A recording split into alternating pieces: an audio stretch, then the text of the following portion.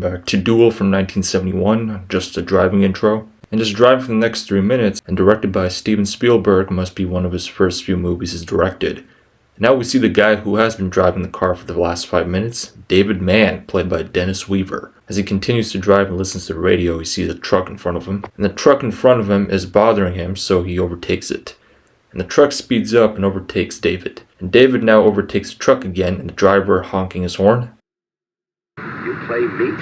Yes, meat. Not beef anymore. That's sick, man. That's sick. He means he plays with his meat. Now at the gas station, the truck also parks next to him as David stares at the driver's hand, and we barely see who the driver is. And sees the driver's gone, but he sees his boots. And the gas station mechanic checks under David's car hood. And now David asks the mechanic for change for the payphone to call up his wife and speak about last night. And she just wants David to come home on time, and he's back on the road and sees the truck is already done at the gas station. And David just lets the truck take the road and still isn't going anywhere.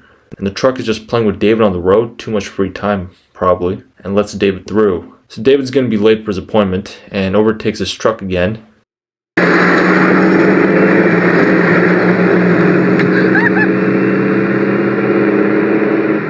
The laugh. And the truck is back again, and now Dave is being chased for good this time, and after all that driving, he drifts into the sand parking stop, and the wooden fence breaks his accident, and the farmers here check on David if he's fine, and the farmer doesn't believe that David was being attacked by a killer truck, and just walks to Chuck's cafe to use the bathroom and just speaks himself and walks back out. And sees the truck is back, and he just sits down waiting for his order to be taken, and just watches the bar area to see who could be the driver.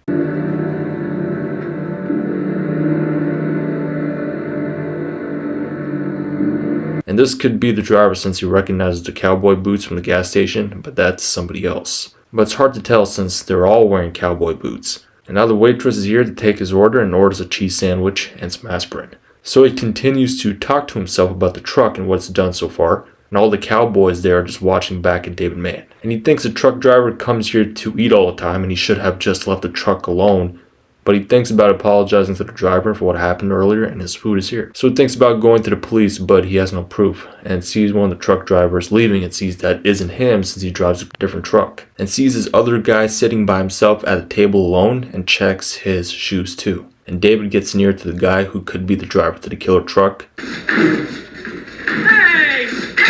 Come on! Who the hell do you think you are knocking? It's definitely not him. And the cook calms the guy down, but he's got to go. And the other truck driver leaves, but he's not the driver either. And the killer truck has been turned on and drives away. As David tries to catch it, but he drives off anyway. And now see a broken down school bus as a bus driver asks for David's help to push it back into gear. But David asks why didn't the truck driver help him, but he missed it. So he offers to push the bus. As the kids watch the back of the bus as David pushes.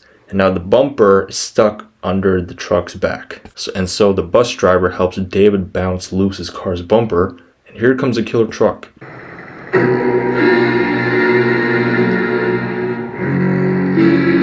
And David bounces the truck loose quickly, and the truck actually helps the kid's bus to get back on track. And so far, David has escaped the killer's truck space and stops at the train crossing, and from behind, the truck is back. And slowly pushes David to the moving train and ends up here on this bushy sandhill. And just drives normally and sees the truck back in front of him and stops at another gas station as the truck is back to being ready and he just needs a phone. And he calls up the local police, and this angers the truck.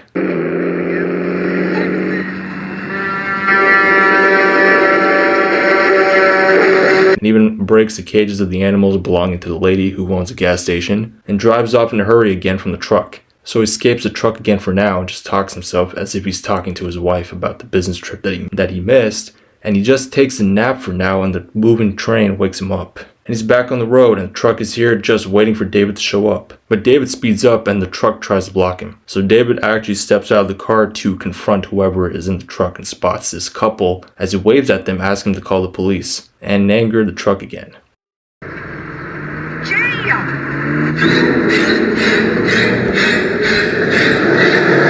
And David thinking and running away that the truck will break his car, but didn't. And David is angry and gets back in his car and sees the driver's hand waving at him to go first. And the chase continues again, and David, drifting near, tries to signal him that the killer truck is bothering him. And the drive happens for the next 15 minutes, just a lot of driving at this point. And now his car is too tired and starts wearing out, and remembers the gas station attendant mentioning something about the radiator hose. And at this point, he's praying he won't get killed and somehow the car is getting back to normal like speed and temperature.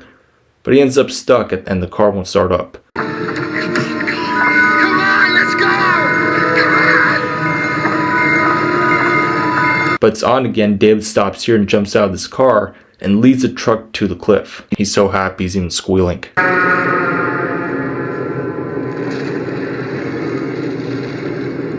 But David is relieved from all this, and that is Duel from 1971. Good movie, very simple, pretty short, and you might find it to be too easy. That's fine.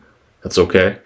I'll see you next time in Romeo Must Die from 2000. Like, comment, and subscribe. And take care. See you soon. Watch away. And once again, Happy New Year 2026. I hope it will be your best year.